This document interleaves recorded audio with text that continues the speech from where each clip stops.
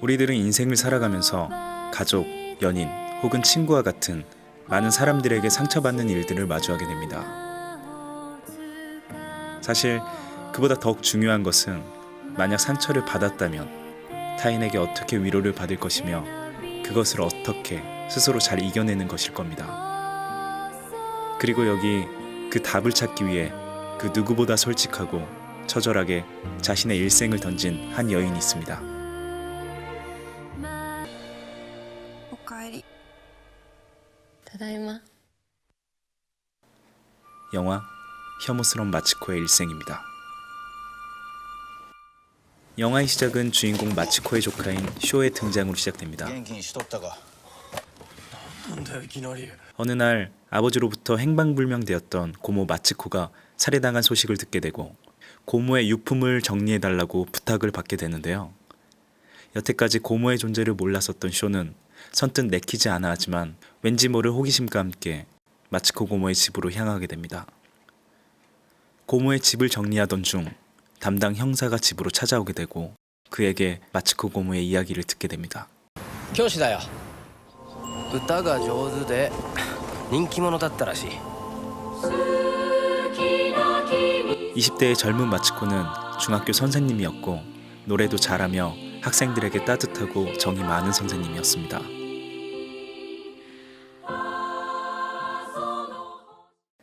그런 그녀에게 학교 수학여행 중 매점 금고에 돈이 없어진 불미스러운 일이 생기게 되고 자신의 반 학생이 의심받는 상황이 되자 어떻게든 상황을 해결하려 애쓰지만 오히려 그것이 화가 되어 학교에서 잘리게 됩니다.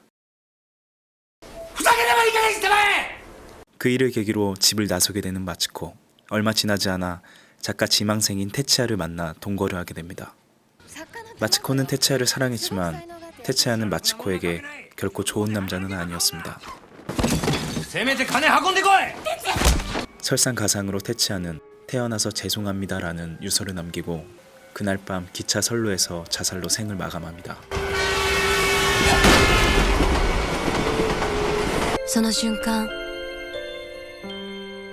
人生が終わったと思いました。 이 일로 자신의 인생이 끝났다고 생각한 마치코였지만 테치아의 라이벌인 작가 히토리로 인해 다시 한번 살아가기로 결심합니다. 하지만 그것도 잠시. おかえり。何がおかえりだ。僕は君を愛してない。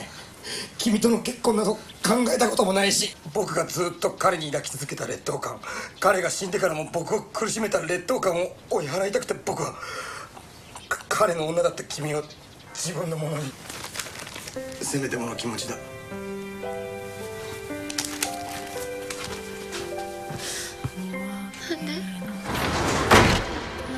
다시 한번 상처받는 마치코. なんで？ 마치코는 좌절합니다. 그 마치코는 몸을 팔며 누구에게도 사랑받기를 원치 않는 삶을 살아가기로 결심합니다. 그러다 오노데라라는 남자를 만나 함께 동업을 하게 되고 그것도 얼마 지나지 않아 자신을 배신한 것에 화가 난 나머지 그를 무참히 죽이게 됩니다.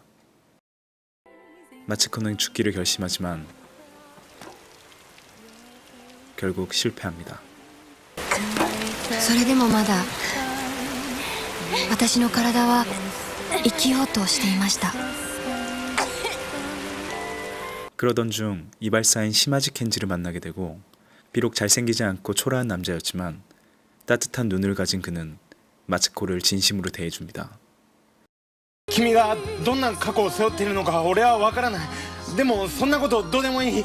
俺はただ君とずっと一緒にいたい。そう言われ気がつくと私は歌を歌っていました。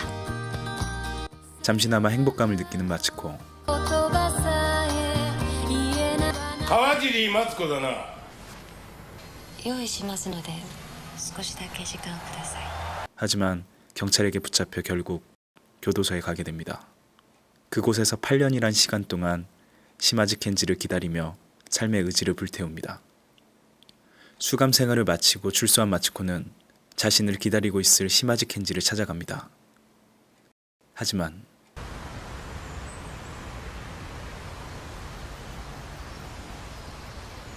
다다이마. 라는 말을 남기고 쓸쓸히 뒤돌아 떠나는 마츠코. 시간이 지나 교도소에서 배운 미용 기술로 평범한 일상을 살고 있던 마츠코에게 교도소 친구였던 메구미를 만나게 되고 그들은 그 인연으로 절친이 됩니다. 하지만 시간이 지나면서 마츠코는 자신과는 달리 사랑하는 사람과 미래를 그리며 살아갈 이유가 분명히 있는 메구미를 부러워했고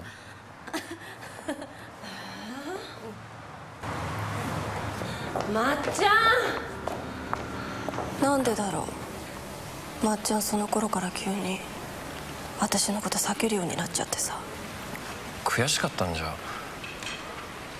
同じように見えても沢村さんには旦那さんがいて生きる目標とかちゃんとあって、でもおばさんは一人ぼっちで。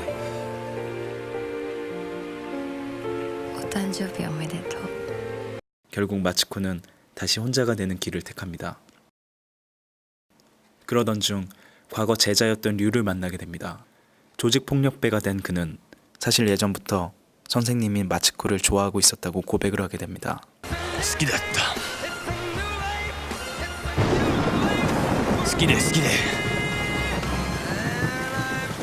なのに分かりません 그의 진심 어린 고백에 그녀는 잠시 갈등하지만 ここにいても地獄、出て行っても地獄。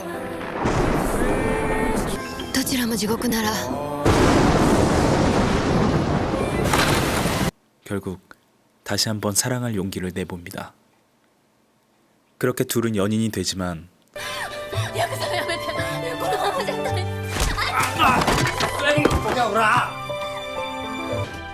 でもいい。殴られても殺されても一人ぼっちよりはマシ。 외로움이 집착이 되고 그로 인해 점점 망가지는 마츠코. 그러던 중 류가 조직을 배신하게 되고 이 일을 계기로 둘은 헤어지게 됩니다. 하지만 마츠코는 류의 사랑을 믿으며 그를 기다립니다. おかえり。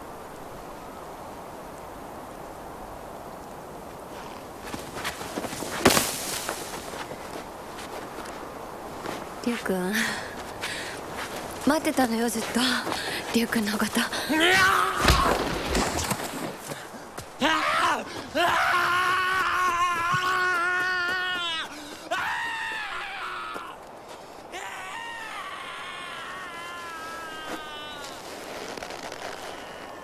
なんで 그 이후 살아가는 의미를 완전히 잃어버리고 그 누구와도 소통하지 않으며 살아가던 마츠코. 自分の人生に立ち入らせない。 죽음의 문턱 순간에서 죽은 동생 쿠미를 떠올리며 비로소 살아가야 할 진정한 의미를 찾지만 그녀는 그날 밤 허무한 죽음을 맞이합니다. 과연 그녀를 죽인 진짜 범인은 누구이며 그녀의 일생은 왜 이토록 비극적일 수밖에 없었을까요?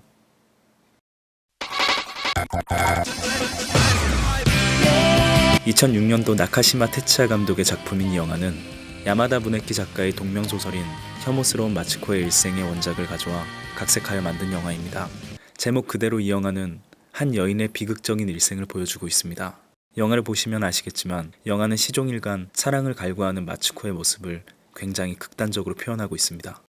때문에 관객들은 마츠코를 동정은 할 수 있지만 그녀의 상황이나 행동에 온전히 공감은 할 수 없을 겁니다. 하지만 영화는 이러한 공감보다는 극단적인 캐릭터인 마츠코를 등장시킴으로써 관객이 철저히 제3자의 입장에서 주인공의 상황을 볼 수 있도록 도와줍니다. 특히 주인공인 마츠코가 아닌 그의 조카인 쇼를 통해 그녀의 일생을 들여다보는 듯한 형식의 전개는 감독의 의도를 더욱 효과적으로 전달할 수 있게 되는데요. 그렇다면 과연 감독은 왜 이렇게 관객을 철저하게 제3자의 시선에서 영화를 보도록 의도한 걸까요? 저희 개인적으로 생각하는 감독의 의도는 마츠코라는 인물을 철저히 현실에 공감할 수 없는 극단적인 캐릭터로 만들어 관객들을 주인공과 철저히 분리시킨 뒤 자신의 일생을 바라봤을 때 자신들도 마츠코처럼 누군가에게 상처받았던 사람들이며 그 상처로 인해 방황할 수도 있다라는 사실을 마츠코란 인물을 통해 이야기하고 싶었던 것 같습니다. 영화는 중간 어린 시절 마츠코의 이야기를 통해 누구나 어린 시절 부모님에 대한 사랑과 관심을 받고 싶어하는 지극히 평범한 어린아이의 모습을 표현합니다. 그리고 시간이 지날수록 그 욕구를 채우지 못하고 상처받았을 때 생기는 감정들을 영화 중간중간 보여줍니다. なぜ組に男とデートする話なんかした？あの子はあの通りの体だ。ろくに外出することもできない。もちろん恋をすることだって。お前は組の気持ちを考えたことあるのか？あの子はかわいそうだとは思わないのか？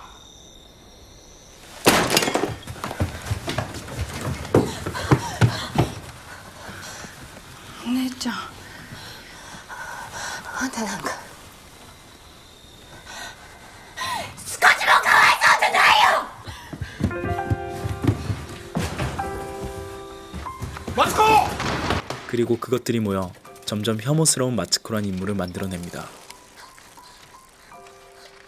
또한 마츠코는 당황하거나 궁지에 몰리는 일이 생길 때 이러한 우스꽝스러운 표정을 짓곤 하는데요.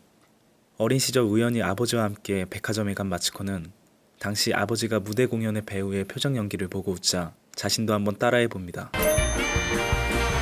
久美の病気が重く、いつも暗い顔だった父の、それは久しぶりの笑顔で、それ以来私はずっとその顔真似で父の機嫌を取り続けました。 어린 마츠코에게 아버지의 웃음은 사랑, 관심 그 자체였습니다. 하지만 시간이 흐르고 그러한 노력도 물거품이 되자 이후 이 표정은 어린 시절 상처받은 마츠코의 트라우마로 투영되어 표현됩니다. 그렇기 때문에 영화 속 마츠코는 곤란한 일이 생기거나 자신이 상처받을 때 본인도 모르게 나오는 이 표정은 성인이 되어서도 여전히 치유되지 못한 상처받은 어린아이의 모습이 남아있는 것을 의미하게 됩니다. 사실 마츠코의 행동들은 점점 영화의 시간이 흐르면서 이해하기 힘든 모습이 아닌 사실 어쩌면 사람에게 상처받은 지극히 평범한 우리네 모습일 수도 있겠다라는 생각을 하게 만듭니다. 결국 관객은 영화의 마지막 부분의 장면에서 마츠코의 인사에 위로해주고 싶은 마음이 생기는 건 이 때문이 아닐까 싶습니다. おかえり。ただいま。 영화 혐오스러운 마츠코의 일생이었습니다. 감사합니다.